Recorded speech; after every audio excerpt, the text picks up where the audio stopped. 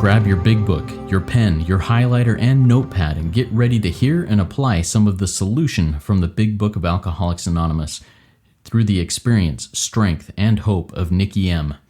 To have a question addressed in a future episode of Noodle It Out with Nikki, please send an email to noodlewithnikki@gmail.com, and Nikki is spelled with 2 Ks.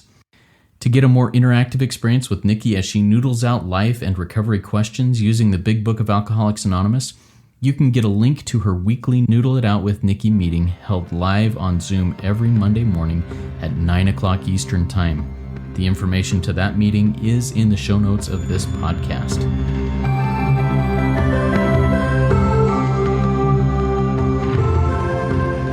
God morning, God afternoon, and God evening to all. My name is Justin B. I am a son of an all-powerful and all-loving God and a qualifying addict of multiple fellowships, living in the miracle of recovery. And I'm here with the intelligent agent, spearhead of God's ever-advancing creation, and my co-host, Nikki M. Nikki, introduce yourself. Tell us a little bit about experience, strength, and hope today. Wow. Hello, everybody around the world. I'm Nikki M. And according to my book, I'm a loving child of God because I have an all-loving, powerful God. So I'm just excited to be here. What's going on is I've been out of my mind. And let me just get right into the big book so we can throw a quote out just before we get into the questions here.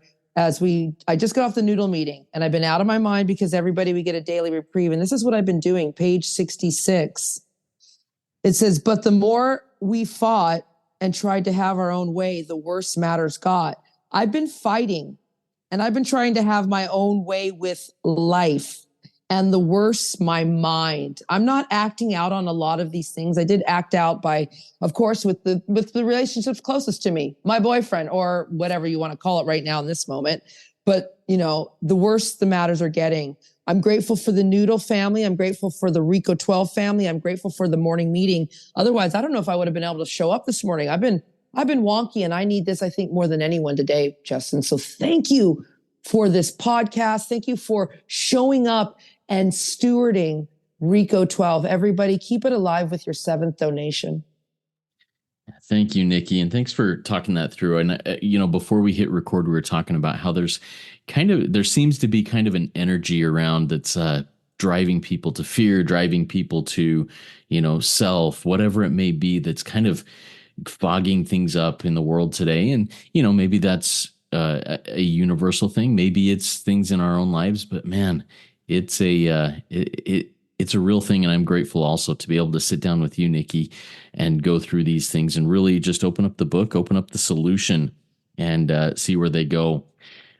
As many of you who, if you're a first time here at the Noodle It Out with Nikki podcast, welcome. We're happy to have you. What this is it's a deep dive into the big book. We bring questions from everyday life, whether it be from our own lives, from the lives of our sponsees or people we work with, or people who put questions in the Noodle It Out with Nikki chat, the WhatsApp group chat. We bring some of those questions to the big book and just kind of go deep, noodle it out, and see where the solution is, and hopefully come out the other side with that experience, strength, and hope, the happy, joyous, and free that is promised as we apply these principles in all aspects and all our affairs. All right. So, Nikki, the question I have for you today comes from the Noodle WhatsApp group chat. And it says, I am comparing myself with others and feeling less than. What does the book say? And I think we could also say, and this is something that I've been guilty of, I'm comparing myself with others and I think I'm better than them. And just different. I'm making myself different, whether better or worse than. What does the book say about this, Nikki? Wow, it has so many pages to go to. And, as I said, I want to say I'm spiritually fit because I'm doing the dues, but am I so clear-headed? No, there's a battlefield going on in my mind. So let's just start there. Page 23. All of this is centering in your mind. See, if you are comparing, you are thinking. What are you thinking about? You're thinking about self. So let's go deep. You're not even working a 12-step program, Miss or Mr. Comparison. Page 417. Let's just go there. Let's just start off here. And God, there's just so many places in here that you can go to, but let's start off on page 417. And no, I'm not going to acceptance. I'm going to this part. Page 417, bottom paragraph, where it says, when I complain, when I compare, when I complain about me or about you, I'm complaining about God's handiwork. See, I'm saying that I know better than God. My line out says, I'm so, and I did put an explicit there, I put effing arrogant to think that I know better than God. I mean, that's real arrogance when I look and think, remember, like, I mean, I'm going deep into this dive here with God lately. And it's like, I actually heard that I volunteered to come to Earth, that this is a school that I'm learning. And I literally rose up my hand, like a lot of my friends did, as I see it, because I'll talk to my non-human friends. They're like, yeah, remember when we were running out to come to Earth and we get to choose our meat suit and we chose this? Like, why are you comparing yourself? We all wanted to experience, see, my beliefs, because my beliefs are changing. That's what you do here. So this is my experience, strength, and hope, is that God, page 55, lives deep down inside every man, woman, and child. So my experience right now at this point in my recovery, because my belief system keeps changing, because every day, page 55, I'm to sweep away all prejudice. I'm to think honestly. And then I'm to search diligently within myself, says page 55. So is what everything, remember, I was to sweep all my prejudice. So is everything I've been taught true? I mean, we do another podcast, remember, Justin? And I think you talked about it when you just recorded a Rico 12 episode about the people who taught you were sick. So everything we've been taught has to be swept away. And so if I'm sweeping away everything and I'm learning new things, page 87, seeing where religious people are right, seeing where spiritual people are right. There are helpful books. We're in 2024. There's helpful podcasts. There's helpful, YouTube, wherever you're seeking all this media. And I've been, seeking deeper. And I heard someone say that God is experiencing life through me. See, what's it like to go through life? Like God will go into somebody who has no legs and go, what's it like to experience life with no legs? What's it like to experience life as a member of an Amish community? What's it like to be, in Calcutta? What's it like to experience life in these different scenarios? I mean, I have so many belief systems that are changing daily, because this is what this program does. You're reborn. You're to be reborn. So what I hear right now with the person who's comparing, you're really not sweeping away your prejudice. You're not really seeking God. You're seeking something else that's not what the program asks us to do. So you have to have a new belief system. Are you going to page 49? See, if you're comparing, that's not what the book asks you to do. It tells you to regard yourself as an intelligent agent spearhead, right? Of God's ever advancing creation. That's why are you comparing yourself when you're just to regard yourself? It doesn't say compare. It says regard ourselves. That's an instruction. See, a lot of people don't want to believe the big book. So I'm going to go deeper on this. If you are in this program, everybody, and you're listening to us, this program, this recovery program, especially the Noodle with Nikki Rico 12 podcast, we use one main book. The rest helps. It becomes, it helps, but one book, and what's in this book, I believe. Otherwise, why am I here? See, I joined a fellowship. This is my fellowship. This is my programming. So what's on these white pages in this blue book with black ink, I must believe. Because it says on page 55 further down that the consciousness of my belief. See, you may hear me go like, Nikki, I don't believe that. I'm a Christian. I'm a Jew. I'm a Buddhist. I believe in these things. Like, okay, that's fine. You can believe whatever you want, because the consciousness, page 55 says, the consciousness of my belief is sure. That's a promise. It's going to come to me. My belief, not mommy's, not yours, not Justin's, not what the rooms are saying, not what your sponsor's saying.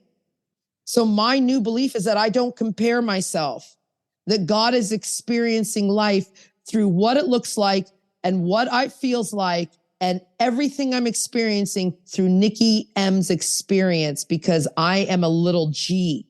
a little God walking around representing this power. This is a frequency I'm representing, an energy. This is so, hey, magical. The book says on page 420, we have a magic magnifying mind.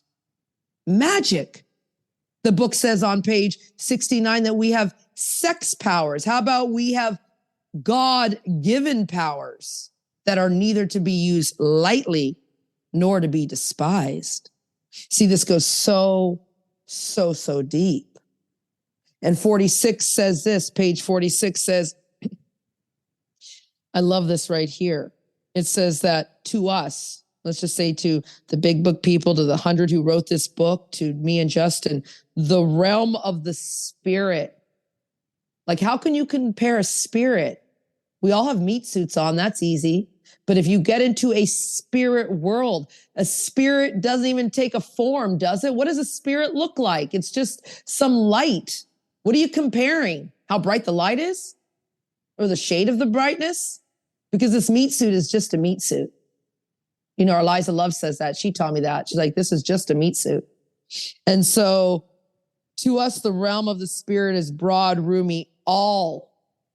Everyone circle all inclusive. So that means everybody. You don't compare. Everybody's welcome here. Never exclusive. Everybody has a right to be here. Size, shape, color, creed, religion, no comparison, Al-Anon, heroin addict. We are never exclusive or forbidding to those who earnestly seek. You seek what? Seek to compare? Or seek to get a new set of belief systems where you enter a spirit world. See, this is open to all men, all humans. That comes from Matthew 7, verse 13, 14. And you probably know more about that. But why are you comparing? And I'll leave it here because I want to hear from Justin for a moment to noodle some of these thoughts out. But on that page 46, we were there at the Noodle program today, our Noodle meeting, I should say. And it says, page 46, the top of my page says, judgment blocks me. That blocks me from God, judgment of me, judgment of you, judgment of my government, judgment of anything. See, here it is. Go down a little further where it says, we found that as soon, fast, that's fast. I have to do this work fast. I can do it instantaneous. Like right now, Nikki needs to set aside all prejudice. I don't know anything. I need to express a willingness to believe. I have to believe in this power that created this universe, everything, the stars and the skies. Remember, it says right up here, if you go further back, it says, we found ourselves thinking when enchanted by a starlit night, right? Like, come on, like go deep. This is not just surface stuff. That's why many won't make this program. I haven't left, Justin. I mean, we talk about it. This is like, even Bill Wilson said, this is a spiritual kindergarten, this surface stuff. We got to dive so deep and we will commence to get results, even though it's impossible for any of us to fully define or comprehend this power, which is God. You just don't know. Why are you comparing? Because you've been programmed that blonde hair and blue eyes is better than, brown skin, or you've been programmed that brown skin's, superior to, I don't know, go deep to green skin. People with legs are better with people without legs. Like, who taught us this? We are to sweep away everything, our old belief system, go deeper into the farmer story. You guys can Google it. It's out there. It's like, and I'll just say it real quick because we have a moment. This is our podcast. We can do what we want, Justin. It's like, there's a Chinese farmer. And he has, and I'm going to mess up this story. I'm never really good at telling jokes or stories, Justin. But here it is. It's like there's this Chinese farmer and he has a horse.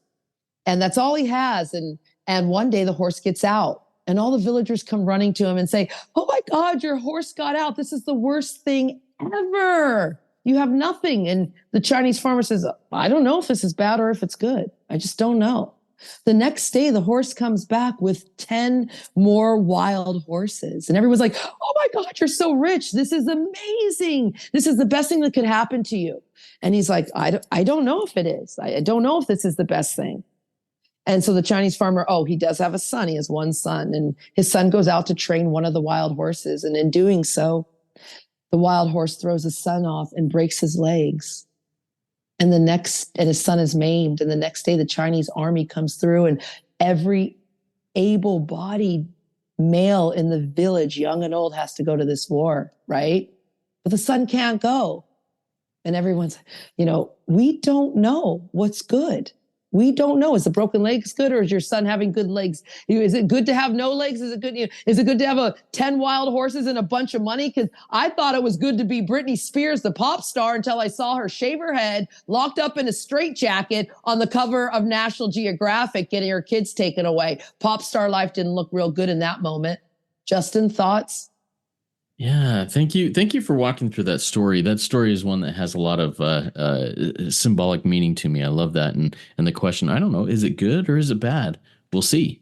I think that's a really important perspective to take in life. One thing that I want to ask about is, so often we hear in the rooms, it's one of the sayings we hear, we stay in the middle of the herd, stay in the herd. And since this podcast, these conversations we have, pretty much everybody that listens to these are people in 12-step rooms. They're probably not going to listen to this if they're not. But in that statement, stay in the middle of the herd, I think that's where this comes from, this comparison. You know what? I'm in the middle of the herd. I look around and I see, Joe over there or Sally over there that just have their crap together. That it seems like everything is good in their lives. I'll never measure up to them. Or, like I said, I've been elected as the secretary of this meeting. I'm Mr. AA or Mr. whatever it is, and everybody else needs to bow down to me. Let's talk a little bit about staying in the herd and what that means to you and what you gather from that in the book, and maybe where we can go from there. Oh, that's great, Justin. I love these thoughts. This is what we do when we say noodle, everybody. That's what we do. We muddle things over. It's reasoning. If you go back, they did this 2,000 years ago in togas, and people were fanning Justin and me. We don't have any of that. We're just sitting here. I'm in my bathrobe. He's in his dress clothes, and we're just fanning each other with this book. Okay. Like this is what life is about. It's not running around in the rat race like a chicken with your head cut off. Although we've been programmed to think that, you work 9 to 5, you die, and you get 7 years retirement. Page 130 about the middle of the herd.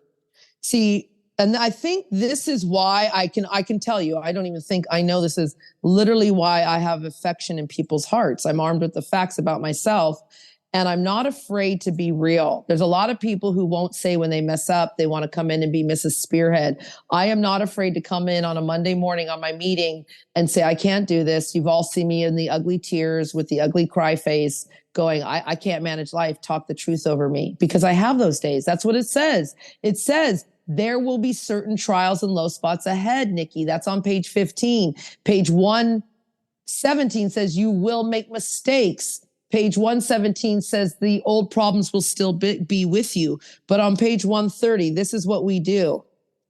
It says, those of us who have spent much time in the world of spiritual make-believe, go deeper with this. Those of us who have spent much time in the world of comparison. Ooh, I see Justin going, yep. Those of us who have spent much time in other people's business and not focusing on my life.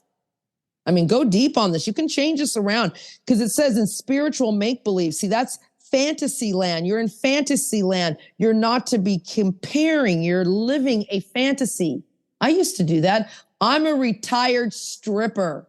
I think I was the only burlesque entertainer it was in 1993. I was there for a while, but I'll never forget it. I think I was the only one who didn't get breast augmentation. I'm the only one who didn't have fake boobs, Justin, straight up. And we can get candid here. And I compared myself to everyone. But there were those weirdos in there that didn't want the fake boobs. So it was, you see, there's always something for somebody, everybody. See, this dream world, this fantasy world, this comparison world, this me, self world has been replaced by a sense of purpose. I don't come here to compare. I come here to serve. That's what our job is. Everyone line out purpose, page 77. Your line out sense of purpose, page 77. You are to serve God's people. Fit, as my friend and your friend David G reminds me. I'm like, I'm supposed to serve. No, Nikki, you fit yourself to serve. And then it's to be accompanied by a growing consciousness, not a growing comparison.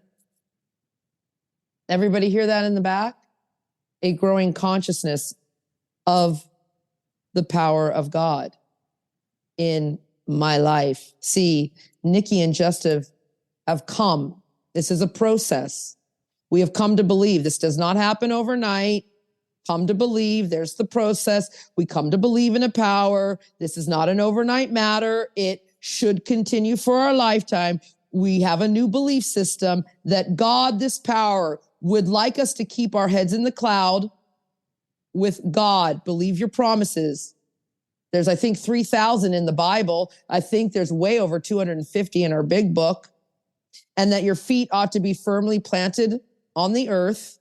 That means you do the next right thing, page 420. You do the next right thing and leave the results up to God. However that result turns up, that's God's will, not your plan, Nikki. Your plan, Nikki, is that you're supposed to be married, living in London. That's a big plan that's not going to happen right now. And you need to accept that. You have 95-year-old auntie.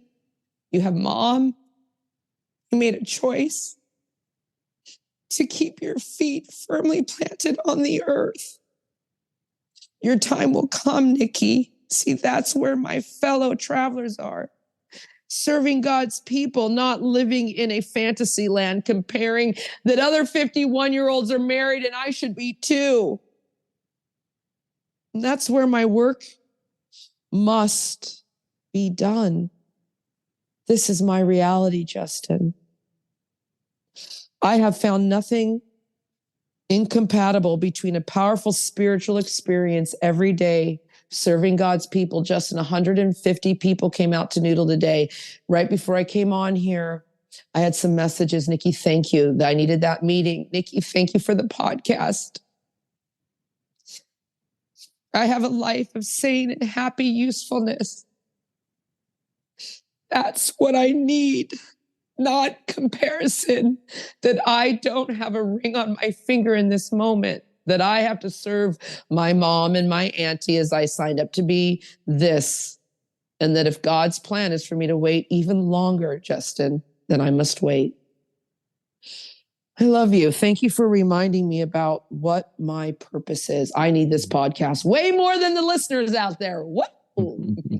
Nikki, thank you for going through that. You know, well, I'm not very good at remembering this, but when I look back at it and when I'm working with others, I remember it pretty well, just not with myself, that when life is hard, when I find myself beating myself up or stressed out about this, that, or the other, or comparing myself to others, for me, and when I see it in others, it's because I'm trying to do it myself. I'm trying to carry this load myself and not give it to my higher power. God is either everything or he is nothing.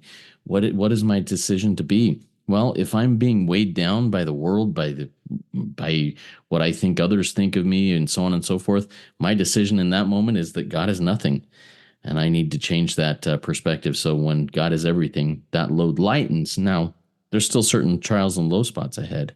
But as I walk through that, trusting that God has this and I don't have to have it myself, then I can make it through those certain trials and low spots without blowing up the world. So anyways, man, Nikki, thank you so much for walking with me through this question here of comparison. It's been very helpful to me, as well as, I mean, you just said it's been as helpful to you as to anybody else. So everybody, keep coming back. Give it all to God. God is the one who has all power. And when you come back, stay. Work it. You are worth it.